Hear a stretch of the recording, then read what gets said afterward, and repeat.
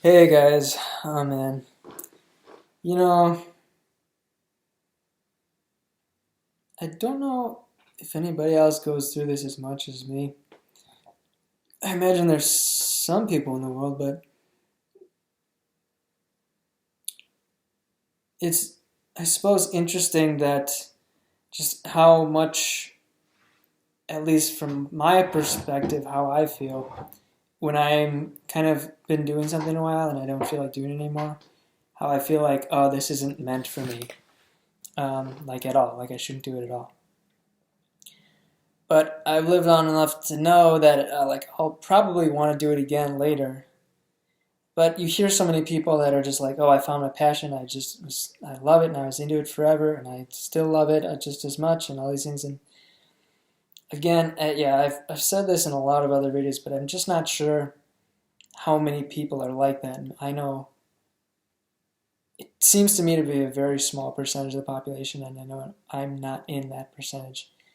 I just anyway, whatever. Um, I like doing a lot of different things, and then if I do something for too long, I don't want to do it anymore. And I don't think there's anything I found that I just want to do always. Um, but maybe there is still something out there that I would like to do always. And I don't know. I wonder if it has to do with if it's more of a nature versus nurture thing, or what, or some combination of the both, epigenetics or something. I do think that you can get, and I know that psychologically that people tend to get more excited about things that they're familiar with. Ooh, little kitten's falling. Okay, okay, okay. Sorry, baby. Sorry, my little kitten fell. There you are, right? So sweet. Um, she's like a little doll. Um, she's still a real little doll, so she can fall off my lap. It's okay though. She didn't get her. She can't get hurt from this. I'm barely off the ground. Anyway, um, I do love cats, but even if you love babies or cats or something, you only stare at them for a little while until you're kind of like, all right, I'm gonna do something else. Um, then you go back and stare at them again later. um, so anyway, sorry, I should be focused on making the video. Um, I remember learning in psychology that like if someone, even if they're not like that interested in their career, if they get into it and they're in it for a while, and then they like hear somebody else talking about their whatever their career is involved in, they they get more excited about it, and so I think you can like, I think it makes sense because, for example, in the olden days, like when there was like classical music, that was it. That was like all there was. So you, I'm sure there weren't that many people who really liked that particular type of music, considering how many different types there are in the world. But there was so few back then that I think people just had heard it over and over and they had liked it. Or maybe, I suppose it's not a great point because you could just say, well, since if you had heard no music and then you heard something, you were probably going to like it. So maybe I just defeated my own point. But I think it shows in like with sports how some people will get mostly in Europe, or in Europe soccer is mostly dominant, or football as I call it, and then in America it's like basketball, American football, baseball, and then certain other countries. India has like cricket, and I don't think it's like genetic. I think it's more of a nurture thing. I think if you were raised there, you'd probably be more into it. And like Indian, like I know Indian people here that were born and raised here that are more into like the NBA. I don't really know any that are into cricket. And similarly, like I have ancestry from Europe, but I'm not. No, that's actually the opposite point because I actually do like soccer, and I did play it. But so, oh my gosh, really counteracting my own points here. But I think that India cricket thing is a good example. Like Indians in India, a lot of them are into cricket, but I don't know any here that are. And I would guess percentage-wise, it's far lower than if you were born in India.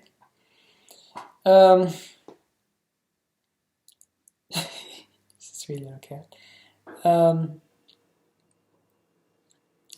And one of the things I like doing is just like talking, and I realize that it's been very therapeutic for me. And growing up, I kind of trained myself to not talk and to try to keep as much information to myself as I could. And that was a big thing because of my family, and like I just didn't feel safe giving out information. I felt that it could be used against me. Excuse me. And it could, because it had been. So sort of a defense mechanism, but it's not healthy to grow up in fear, first of all, and then second of all to like not let out your opinions and say what you think and things like this.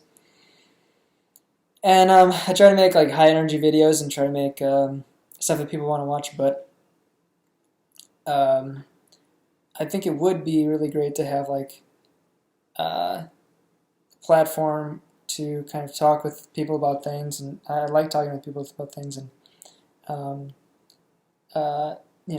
get into the details, kind of like a Joe Rogan show. And it's clear that people are really happy about it. They respond to it, and I'm big on telling the truth and finding out the truth of matters, and I think that's what people have responded to Joe Rogan about a lot. Not that he's always right, but he's at least makes an effort usually to get to the truth.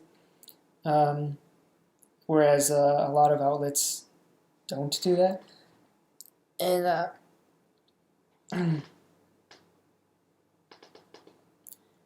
so yeah, it's a little difficult not having like someone to talk to. You gotta kind of come up with your own points, and you can't really take like a breather and stop, because otherwise it's just like totally dead air.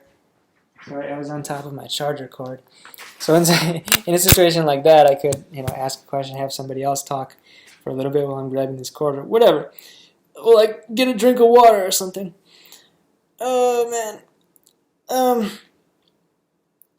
And I like talking about things that I don't know much about, and hearing other people's opinions, and not talking about like saying information that's just made up or whatever, but learning about things, I should say. And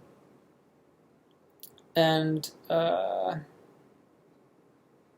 don't know, maybe I need to just ask people to be a guest. But I think people generally want to when they have like many more subscribers. And then you got to like set up schedules and things like that, and which is not the worst thing in the world, but I don't know. Another thing is like I haven't told anyone that I made a YouTube channel yet, so I don't know. I guess I shouldn't feel embarrassed about it, but I do feel embarrassed for people that I know to find my stuff and watch. Not that I really even find anything I made embarrassing. It's just, I don't know. I guess I just have a feeling that I should like be doing something else. Or I would feel that way if I told them. But I truly don't feel that way just myself. I just feel like that's what what other people would feel. So anyway, excuse me. Yeah, if anybody has any advice on sort of what to do, or maybe I just ask people about things to talk about, topics, and sort of what I think about them and stuff like that. So maybe I'll just do that right now, and we'll try it out. I'm going to start out with a topic that people either get very upset about or very happy about, and that is Trump. Yes, Trump. I think I have a theory that people who are like the most vicious and the most kind of bombastic and things like, I should say vicious, the people who are kind of real aggressive and things are actually often the people who are most sensitive, most deeply sensitive. And I know some people in my personal life who are that way, who I've seen them from a young age, and they were very tender and delicate and just ultra sweet. And they became hardened as they grow older because the world is mean, especially like one of the worst places ever is like a American school in terms of social interactions. A lot of kids are just mean. Most of the kids, I would say, are not good. And, a lot of kids have problems, but like, I think there's something in particular about American schools where kids are like, I think it's because of the culture in America is all about like trying to be number one. So that even extends to things where there is no trophy or whatever. It's like people try to be number one in social circles, the most well-liked or popular or whatever. And so it can create a really vicious environment where people are trying to make fun of other people or make people look bad or try to make themselves look good, and instead of just trying to be friends, trying to be nice. And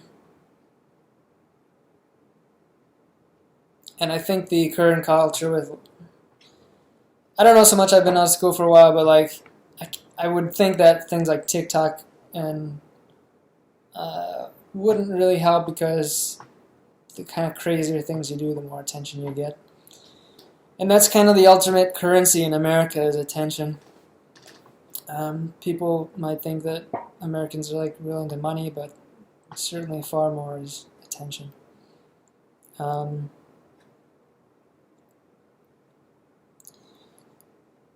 And so Trump, he's very good at garnering attention, and if you are broken, you feel as though attention equates to love, and everyone needs love. Everyone needs to feel loved.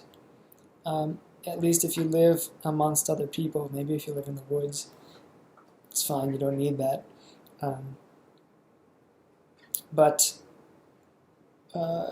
certainly, if you're in a society, if you live in a city or whatever, you live around other people and no one talks to you or anything, no one even looks at you, it's going to negatively affect you. I don't have any studies to show that, but I think it's very true, and people generally feel better when somebody hears them out. Not everybody loves like people looking right at them, but most people like some sort of attention. And usually the people who are healthier don't get as much of a charge from it. But I think that, I'm Christian, and I think it goes back to my favorite verse is God is love. And I believe everyone needs God, everyone needs love, so it makes sense that they are one and the same.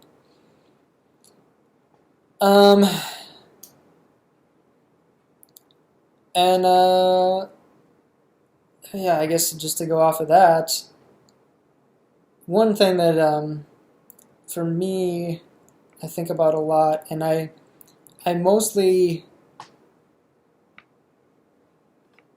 believe it's true because of what I've seen happen in my own life, and that is like Christianity being true, and to prove that a God exists to me is very simple, and I can talk about that if somebody wants, but to prove that Christianity is true is, in my opinion, to do so is harder logically or on paper or whatever. but I have seen, I want to say, like, and this is true, like the more I try to do good and be good, and like in terms of what the Bible says and what Jesus says, and the better my life is, uh, and vice versa. Um, so at the very least, if someone doesn't believe, I think it's hard to say that like the Bible is bad or Christianity is bad. Um, I always tell people like when Jesus was asked what the most important commandment was, he said, "First, love the Lord your God with all your heart, soul, mind, and strength, and love your neighbor as yourself." And I think, and he said like the entirety of the law is summed up in these, something like that. And so Christianity is really supposed to be love. And I don't mean to go into like no true Scotsman sort of thing, because I do think there are people who are really trying to live in love, and everybody makes mistakes, but um, a lot of Christians don't really do that. They kind of live in these other like sort of weird kind of just being so against sin that they get like they cast out people who have sin, and they punish them, and they are mean to them, and it's like it's not what God is about. That's not what Christianity is about. It's not what Jesus said it's about.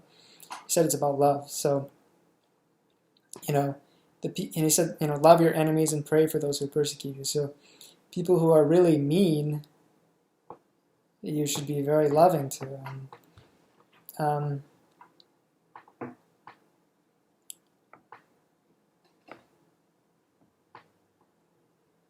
I do think it shows in societies that are very loving and have embraced, that have either like a very high Protestant population or a lot of, proportionally in comparison with most other countries, and compared with, and those who are like truly following essentially the principle of love always.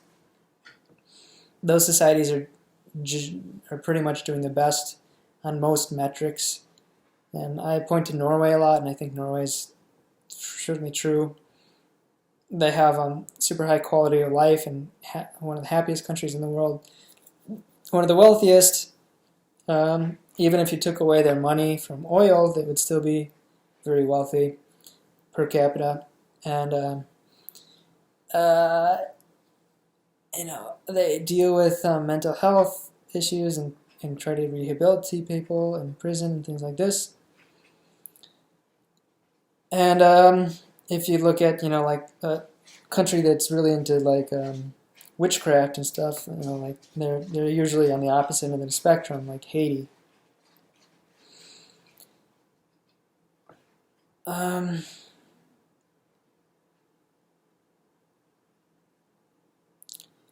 So you could say correlation doesn't prove causation, but I would say a society that has love for each other generally functions much better than one that doesn't.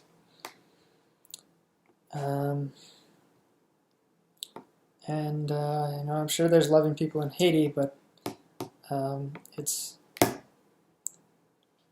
for most of the metrics that I mentioned with Norway, they're far lower, much higher murder rate and crime rate and things like this in Haiti, and much poorer,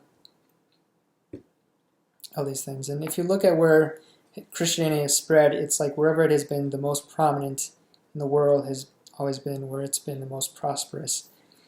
So if you look at like from Greece into Rome and Italy, and then Germany, France, England, and spreading westward into then America, and then now I think it's more so the Nordics, or at least I should say Norway. I'm not so sure about Sweden and Finland. I think Denmark is fairly Protestant, and Switzerland somewhat. But in America, it's going down. And I've heard that in China, it's on the rise. Still not near. It's more so in rural areas, but still not near these other America or the Nordics in terms of proportion, but growing quickly. And they are growing in prosperity and things. And so I think these blessings are tied to, if you're following what God wants you to do. And yeah, I guess that's a decent thing to leave it at that. So, love you. Thank you very much for watching. And God bless.